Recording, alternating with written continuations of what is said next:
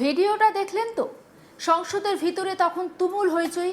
একদিকে নিটের প্রশ্ন ফাঁস নিয়ে উত্তপ্ত বিতর্ক, শাসক বিরোধী তর্ক, স্লোগান, বাধা পাল্টা বাধা। গোটা লোকসভার পরিবেশ তখন যেন একটা রাজনৈতিক ঝড়ের কেন্দ্রবিন্দু। আর ঠিক সেই সময় সেই একই সংসদ ভবনের বাইরে টুকটাক বৃষ্টি পড়ছে। ধূসর আকাশ, ভেজা পাথরের রাস্তা, আর সেই বৃষ্টির মাঝখানে দাঁড়িয়ে এক সাংসদ তৈরি করছেন মাত্র 20 সেকেন্ডের একটি রিল।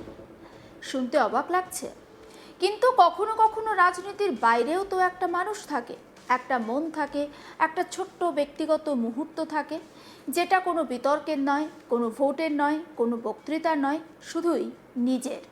আর সে কারণেই আজকের গল্পটা শুধু রাজনীতির নয়, আজকের গল্পটা একটু বর্ষার, একটু স্মৃতির, একটু নস্টালজিয়ার, আর একটু রোম্যান্টিসিজমেরও।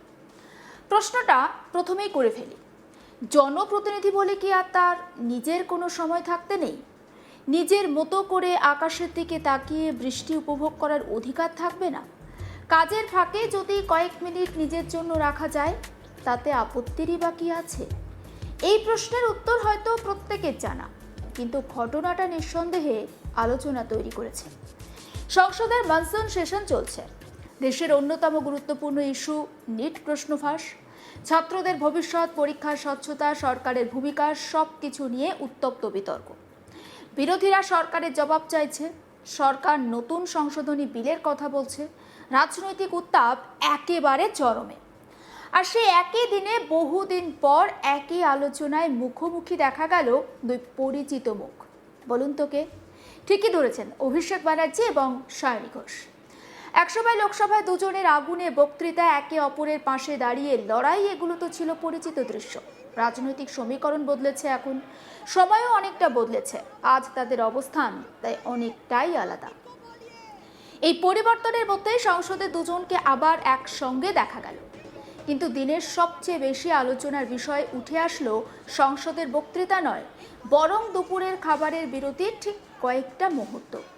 সাদা আর কালো ডটের সুতির শাড়ি, হালকা বৃষ্টি, সংসদ ভবন চত্বর, আর পিছনে বেজে চলেছে হরিহরের সেই চিরসবুজ রোম্যান্টিক গান নেহি সামনে তো।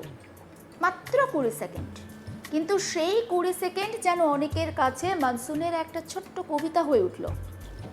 রিলটি পোস্ট করার সঙ্গে সঙ্গে সায়নী লিখলেন 2 লাইনের কবিতা।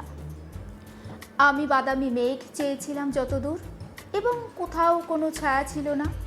এই ধরনের বৃষ্টিপাতের মৌসুম কখনো আসেনি।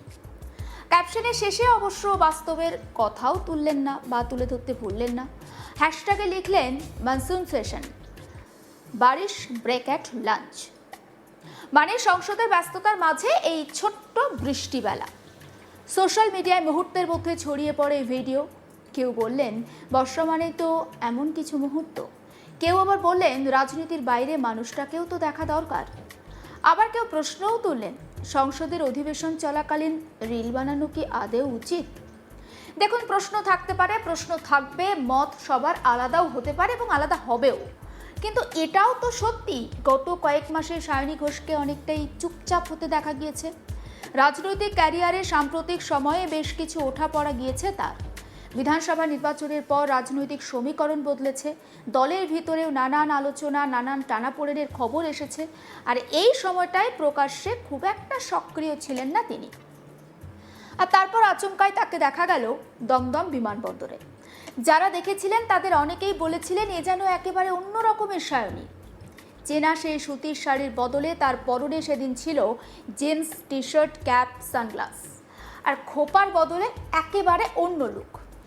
সেই পরিবর্তনের পর এবার আবার সংসদে ফিরে এলেন তিনি, আর ফিরে এসেই তো খবরের headlines.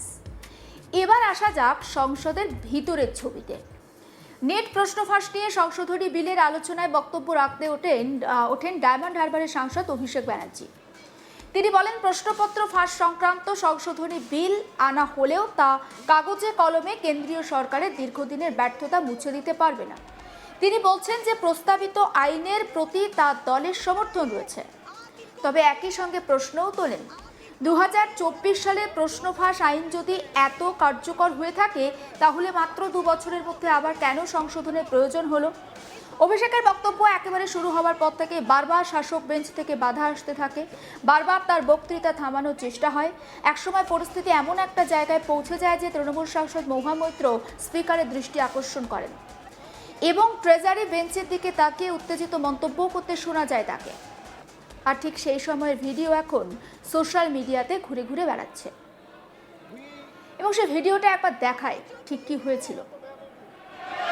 Sir please put the house in order. चुप कराइए, आप इनको बोलिए, आप इनको बोलिए। 2024 में बिल लाके आज अमेंडमेंट लाना पड़ रहा है। अरे शर्म करो, शर्म करो, इसको बंद कराइए, सरसा होने दीजिए, सरसा।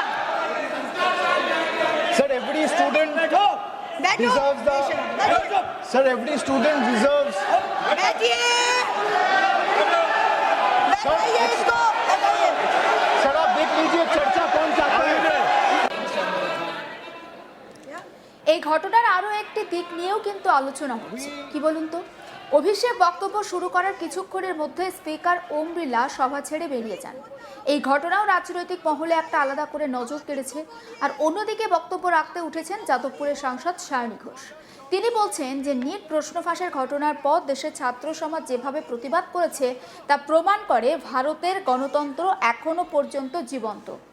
তার মতে ছাত্রদের কথা শুনে সরকার যে সংস্কার বিল এনেছে তা একটি ইতিবাচক পদক্ষেপ। তিনি আরও বলেন, শিক্ষামন্ত্রী ধর্মেন্দ্র প্রধান পদত্যাগ করার পরেও বিরোধীরা যদি আলোচনায় অংশ না নেয় তাহলে তা শুধুই রাজনৈতিক অবস্থান ছাড়া আর কিছুই নয়। এই বক্তব্যের সময় শাসক বেঞ্চ থেকেও সমর্থনের আওয়াজ শোনা যায়, যা সংসদের পরিবেশে এক অন্যরকম রাজনৈতিক বার্তা দেয়। একবার আপনাদেরকে শোনাই সায়নী ঘোষ ঠিক কি বক্তৃতা দিয়েছেন সংসদে এই নিট ইস্যুকে কেন্দ্র করে সেই বক্তব্য। ये अच्छी बात नहीं है, ये डेमोक्रेसी के लिए भी एकदम हेल्दी साइन नहीं है। विपक्ष पहले बोल रही थी कि धर्मेंद्र प्रधान जी इस्तीफा देंगे तो उसके बाद हम चर्चा करेंगे। इस्तीफा उन्होंने दे दिया, उसके बाद भी वो चर्चा करने से नाराज है। हर दिन डिस्ट्रप्शन हो रहा है। पार्लियामेंट सदन का हर दिन हर मिनट बहुत कीमती होता है, टैक्स पेयर के पैसे इसमें जुड़े रहते हैं। तो और मुझे लगता है कि देश के युवा और छात्र छात्रियों को भी जानना चाहिए कि इस नए बिल में क्या आ रहा है, क्या क्या रिफॉर्म्स हम लोग एड्रेस करना चाहते हैं। विपक्ष आलोचना करे, डिस्कस करे, कंस्ट्रक्टिव डिबेट हो, उनके भी अगर कोई सुझाव हो तो वो दे, संसद और सदन और सरकार उसका अमल करे। हेल्दी डेमोक्रेसी की वही छवि होनी चाहिए। ये अच्छी बात नहीं है, ये डेमोक्रेसी के लिए भी বিরোধীরা বলছিলেন ধর্মেন্দ্র প্রধান প্রথমে ইস্তফা দেবেন, তারপর আলোচনা হবে। উনি ইস্তফা দিয়েছেন, তারপরেও আলোচনা করছে না। পার্লামেন্টে একটা সময় ভীষণভাবে গুরুত্বপূর্ণ। এবার আবারও আপনাদেরকে ফিরিয়ে নিয়ে যাই সেই বৃষ্টি ভেজা দুপুরে।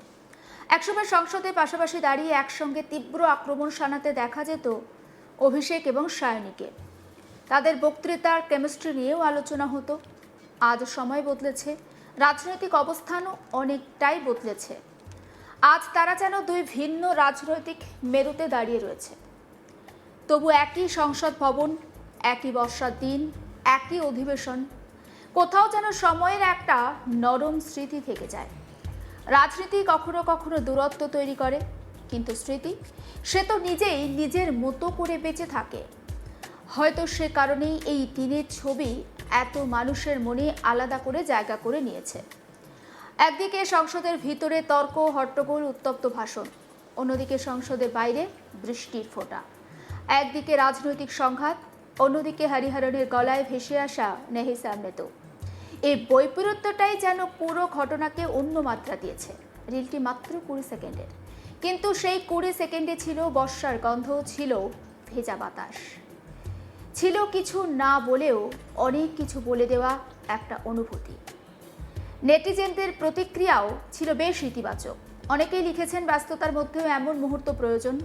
আবার অনেকে বলেছেন একজন সাংসদও তো শেষ পর্যন্ত একজন মানুষ, আর মানুষের জীবনে বর্ষা মানেই একটু থেমে যাওয়া, একটু নিজের সঙ্গে কথা বলা, একটু আকাশের দিকে তাকিয়ে থাকা। অবশ্য সমালোচনাও যে খুব একটা হয়নি তা কিন্তু বলা যাচ্ছে না, সমালোচনা হয়েছে। কেউ বলেছেন সংসদের অধিবেশন চলাকালীন রিলের সময় কি ছিল, আবার কেউ বলেছেন কাজের ফাঁকে কয়েক মিনিট নিজের জন্য রাখলে তাতে দোষ কোথায়। এই বিতর্ক তো চলতেই পারে, কারণ সোশ্যাল মিডিয়ার যুগে প্রত্যেকটা মুহূর্তই এখন জনসমক্ষে, প্রত্যেকটা পোস্টের আলাদা আলাদা ব্যাখ্যা হয়, প্রত্যেকটা ছবির আলাদা আলাদা রাজনৈতিক বিশ্লেষণ হয়। কিন্তু কখনো কখনো কোনো ছবিকে শুধু ছবি হিসাবে দেখলে সেটা কি ঠিক হবে? কখনো কখনো কোনো বর্ষার মুহূর্তকে শুধু বর্ষার মুহূর্ত হিসাবেও কি উপভোগ করা যায় না? সেই উত্তর অবশ্যই আপনার। তবে একটু নিশ্চিন্ত বা এটুকু নিশ্চিত, এই মনসুন সেশনের বহু রাজনৈতিক বিতর্কের মাঝেও সংসদ ভবনের বৃষ্টি ভেজা এই 20 সেকেন্ডের ভিডিও আলাদা করে জায়গা করে নিয়েছে মানুষের মনে। আর শেষ প্রশ্নটা আপনাদের জন্যই রেখে যেতে চাই। একটি রোম্যান্টিক গানের সুর, এক ফালি বর্ষা আর মাত্র 20 সেকেন্ডের একটি রিল, এর মধ্যেই কি লুকিয়ে ছিল মন খারাপের গল্প, নাকি শুধুই বর্ষাকে ভালোবেসে কাটানো কয়েকটা ব্যক্তিগত মুহূর্ত? আপনার ঠিক কী মনে হয় অবশ্যই কমেন্ট করে জানাবেন। আর ভিডিও ভালো লাগলে অবশ্যই লাইক করবেন। আর যেতে যেতে আপনাদেরকে আরও একবার সেই 20 সেকেন্ডের ভিডিওটা দেখাবো।